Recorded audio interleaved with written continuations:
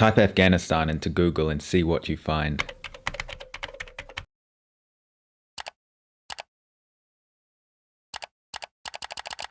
Bombings. An explosion ripped through a wedding in Kabul, Afghanistan, killing dozens of people. War. Crisis. These are normally the pictures that come to mind when you hear the name Afghanistan. But are these tragic events really that common? Yes, tragedy strikes Afghanistan on a daily basis. A country at war for 40 years. But is there another side to Afghanistan that is rarely covered? Let's find out. The world's deadliest conflict. The war should end in Afghanistan. We will smile towards life because life is worth smiling to. Not a day without violence. We will show that resilience. We will not allow people to know that we have weakened. Our families shed blood for this country. 150 ads.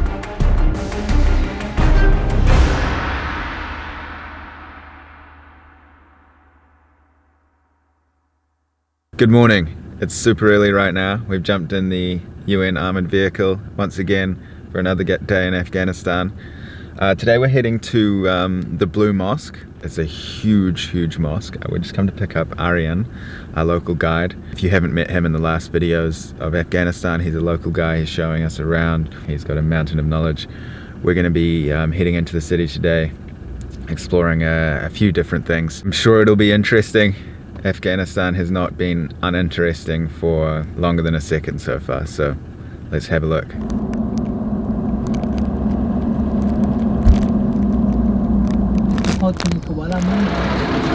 So we've arrived at the Blue Mosque, and what are these birds here, Aryan? There's a lot of birds.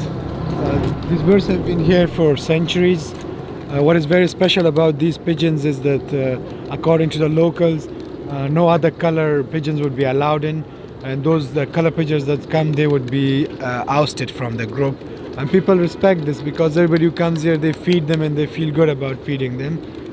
They're all over, they travel all over Mazar but comes back here, and people do not hurt them, people do not push them away, they feed them. So this is very special about it, and kids really love coming here playing with the pigeons. Assalamu alaikum. Salam. So if he can just introduce himself and then tell us what he's doing today. I'm originally from Logar province, but it's very volatile in Logar and it's hard to find work to feed my family. That's why I've come to Mazar. How far is that? Logar is next to Kabul. It's about 1 hour from Kabul. So it would take like 10 hours to drive from here? Yeah, 10 hours to drive from here. And that's why he says it's about good to find work here, sell salted peas to the visitors here. Right, and is this his son? Musa is 13 years old and he goes to school in the afternoon, but in the mornings he comes and helps us with his father. Okay, right, beautiful. All right, Tashiko.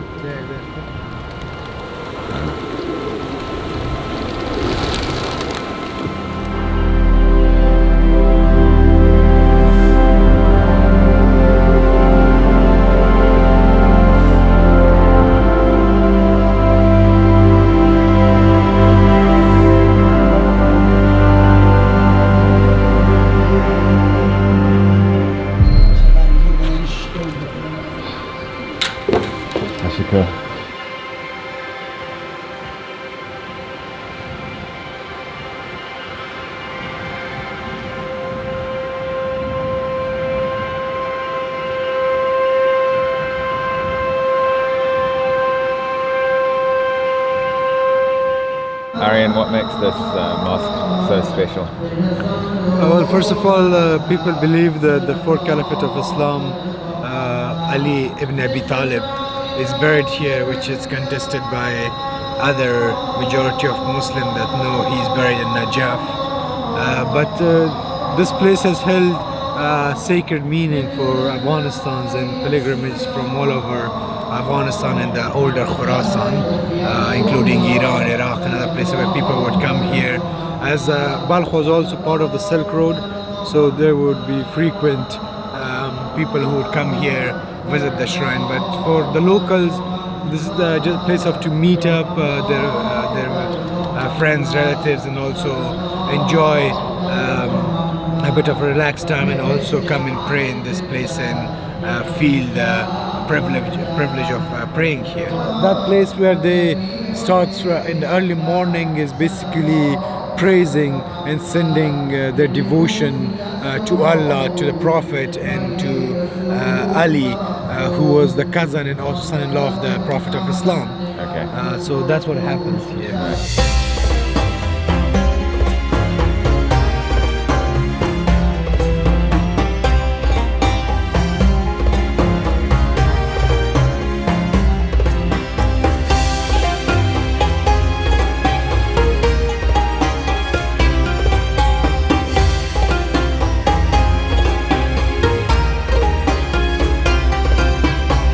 So you can see that mosque is beyond beautiful. The colours and the tiles, the Persian architecture.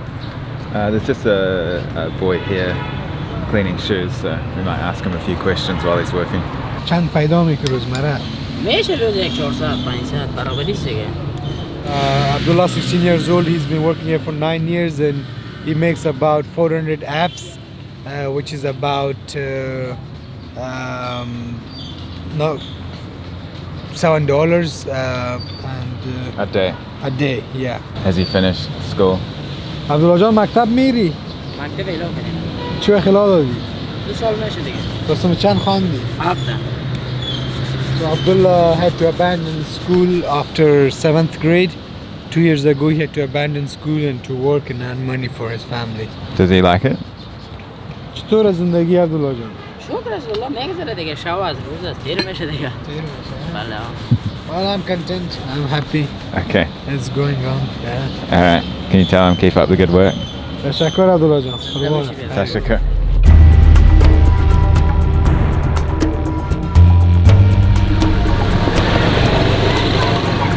Can you ask this gentleman his name and what time he wakes up every morning to make this? My name is Khalifa. I'm 38 years old. I wake up at 5 in the morning and I work until 8 in the evening. At times business is good. I sell all the dough that I bring in, but at times I just have to take it back home and we eat it at home. Enough to keep him and his family fed? روزگار میچلا میتونم فامیل تا نان بده کده این چیز که کار میکنی وقت خودیم 6 تا اولاد دارم دیگه مصرف خوب است دیگه انداز نمیشه. I have 6 kids and what I earn is spent. There's no savings, so that's fine with me. Cool. Tashakkur. Shukr.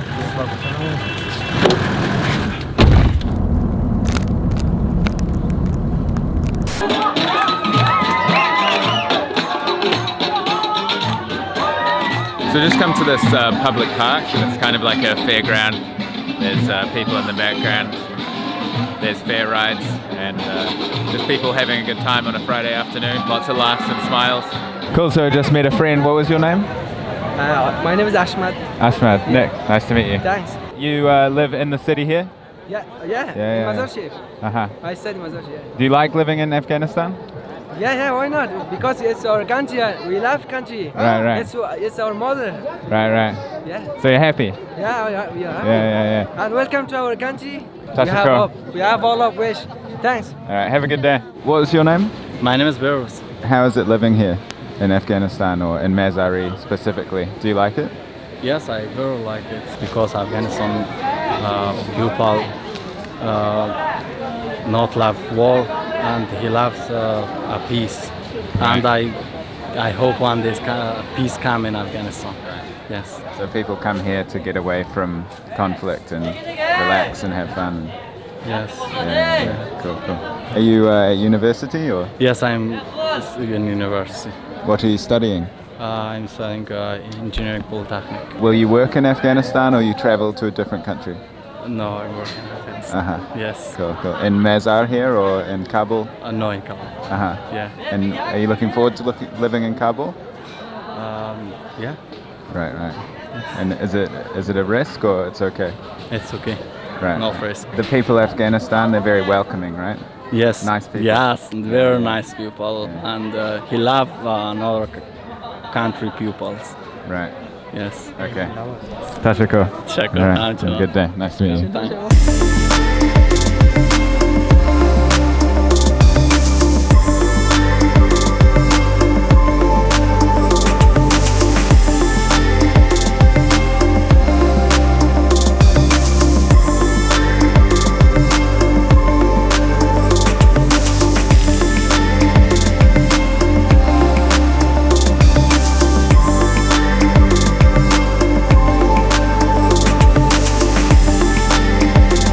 So as you can see, this is quite happy vibes here. I thought I'd ask Arian about kind of the social scene and how people cope with everything. So do you want to explain a bit about how, you know, obviously the situation in Afghanistan is terrible, you know, there's death guaranteed on a daily basis, but how do people live through that and still live positively? Well, yeah, like you said, this is the reality is that there are attacks on a daily basis in Afghanistan, but doesn't mean that Afghans have forgotten to live. They want to live, they want to show their resilience, they want to show that they would not let it go, they would not be hopeless, they would continue to live and to inspire others to live. So as you see that on everyday basis, you go to parks, you go to grounds, you go to wedding halls, you see that people are celebrating, although you would know that in the past 1 week they must have lost a loved one, but that doesn't stop them from living. And if you give up living, that's that you're giving up and you're surrendering to the tyranny of war, and that's something that Afghans don't understand, surrendering to the tyranny of war. So every time they you know, a citizen of Afghanistan steps out their door, they're, you know, going into risk. You know, they don't know if they're going to come home, but they push through that and they put it to the back of their minds and still try to enjoy life to a normal standard. Yeah, certainly every Afghan, man, woman, child, young, whenever they come out of their house, there's no guarantee they will be returning home, and whenever there's an attack, you can see by calling your loved ones, and you see that you cannot get through to them because there's so much rush on the cell towers, people calling their loved one trying to confirm that they're fine. So there's always this uncertainty, but like I said, that life must go on, and you must live and you must feel alive until the day comes. So that's the motto, just live and enjoy life. Obviously you've seen many terrible things in your life, but a story you were telling me recently was you were in your office, which was next door to a restaurant which had a brutal massacre basically inside, right? Do you want to explain that a little bit? Yeah, so it's an evening time and I'm sitting on my desk doing the last touches to a documentary that I'm making, and all of a sudden there's a wave before the sound, and I'm pushed forward, and all of a sudden I hear this big sound, and then there's shooting, and I see screaming, I hear screaming, and I see people coming from the wall that's next to the restaurant that was attacked, and 24 people were killed. It was a terrible day. It stuck with me for quite a lot of time. I couldn't forget that. I would wake up at the night hearing the explosion or feeling like something is happening.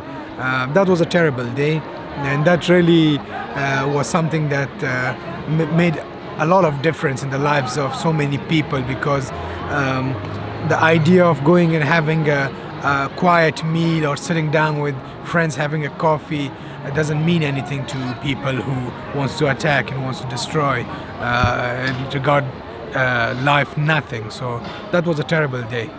And so how do you cope with that? Because I've seen, you know, you're a fun guy to be around, you've got a good sense of humor, and you carry on to continue your life.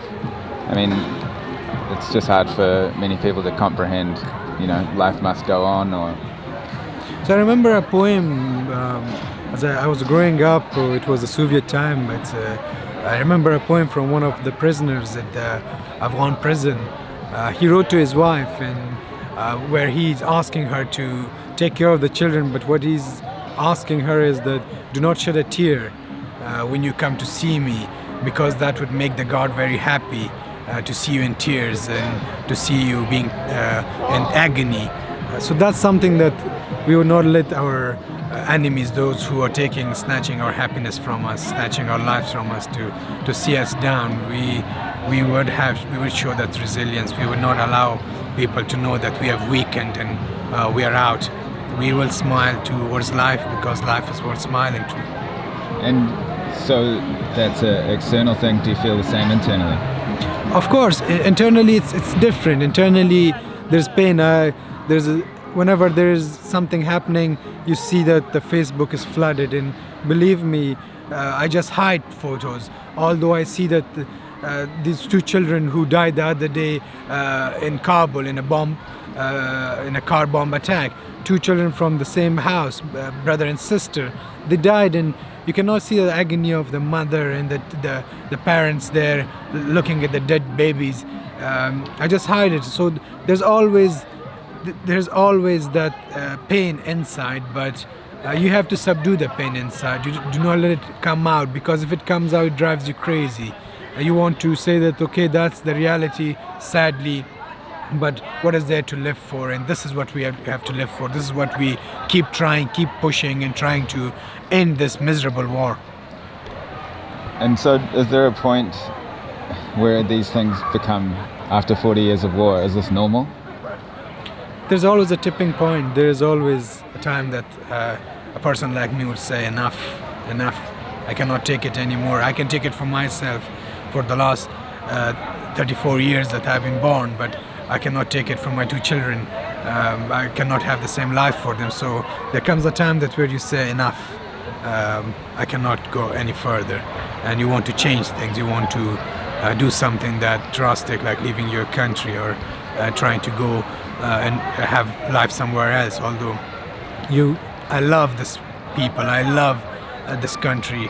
I feel at home. I feel alive. But when it comes to that, what can you do? So you think that's an option for you? You think one day you'll move on? I hope that things do not continue in this fashion. But if they do, yes, there will be no other way. In your honest opinion, do you think things will improve in the next decade?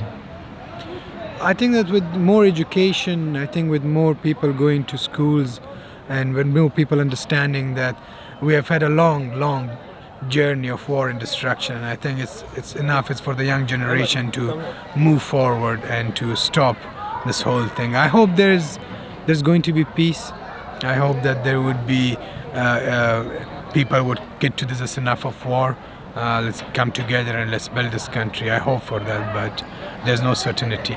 That's what gives you the meaning of life, you know. In this dark world, there should be a glimmer of hope, and that glimmer of hope is, again, hope itself. To hope for the best and to think for the best, and in your heart, in your mind, in your soul, and with your body, you think that things will improve and things will change, and I hope that will happen. Okay. Tashiko, thank you, sir. Thank you.